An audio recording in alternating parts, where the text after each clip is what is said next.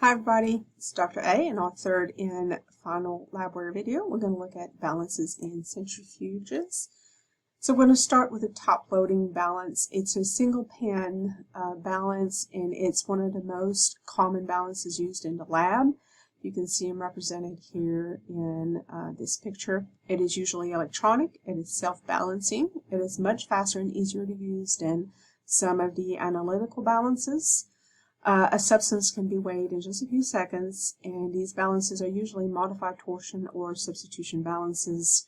Top-loading balances are used when the substance being weighed does not require as much analytical precision, for example, as when reagents of large volumes are being prepared. Or to weigh samples, like poop, right? The analytical balances, I thought I would at least show you one. They're here. They're usually enclosed so that wind or air drafts don't affect the weighing. The general principle of the balances is to balance an unknown mass, which is a substance being weighed, with a known mass. And so before any procedure is started, reagents and standard solutions are prepared. Standard solutions are always very accurately prepared, and the analytical balance is used to weigh the chemicals for these solutions.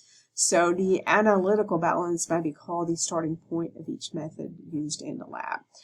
To be honest, in the clinical lab, we never use those. You don't even see them in a clinical lab because all of the reagents and the standards come already prepared and ready to use, because those things are done by the manufacturer.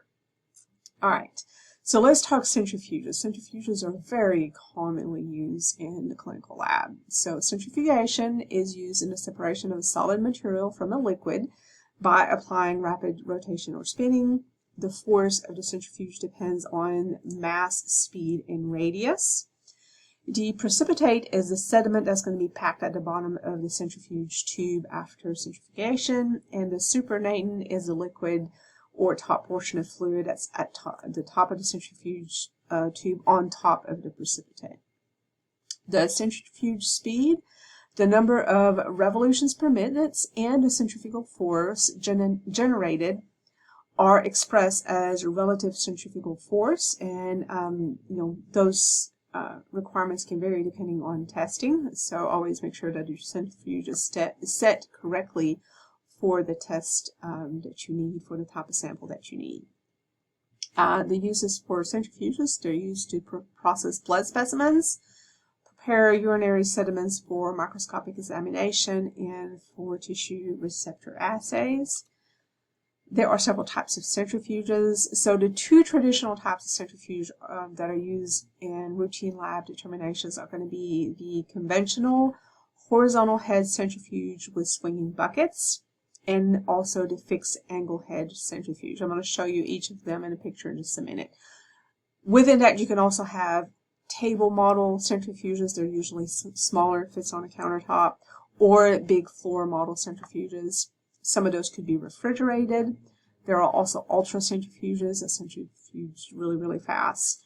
There are cytocentrifuges that are specialized for cytology, to concentrate and spin cells and put them on slides, but in such a way as they don't destroy the cells. And then, of course, there are also some other centrifuges that can be adapted for special procedures.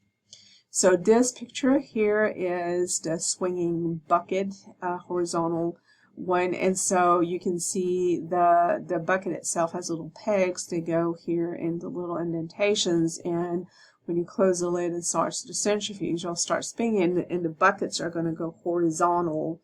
And so it's important to have lids on things, but actually the centrifugal force is going to push the liquid all the way, to the bottom. So it actually usually won't spill, but I've seen occasionally if something that you put, normally you should use these lids, but maybe you load and you don't put the lids on the buckets. If you have a tube, I've seen sometimes if the tube is too tall for the bucket, it gets stuck in horizontal, and then even when it stops, instead of swinging back to a vertical plane, it stays stuck in horizontal. And at that point, when it stops, if you didn't have a lid, then things could just spill out. It would make a big mess. This one is a fixed angle rotor one, so you can see hopefully in here it's like at an angle. All the tubes in there are loaded they're at an angle, and they stay at an angle during the whole time of centrifugation. So these are a couple models here.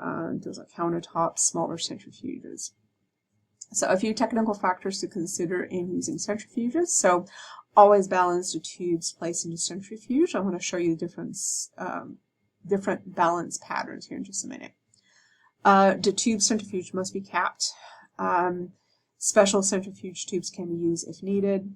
Covers, especially made for the centrifuges, should be used, except in certain specified cases. Honestly, you should always have your centrifuge cover used. It should be closed. The lid should be closed. You want to keep the centrifuge cover closed at all time, even when not using the machine. Do not try to stop the centrifuge with your hands. If you can open it and touch it, don't do it. You'll hurt yourself.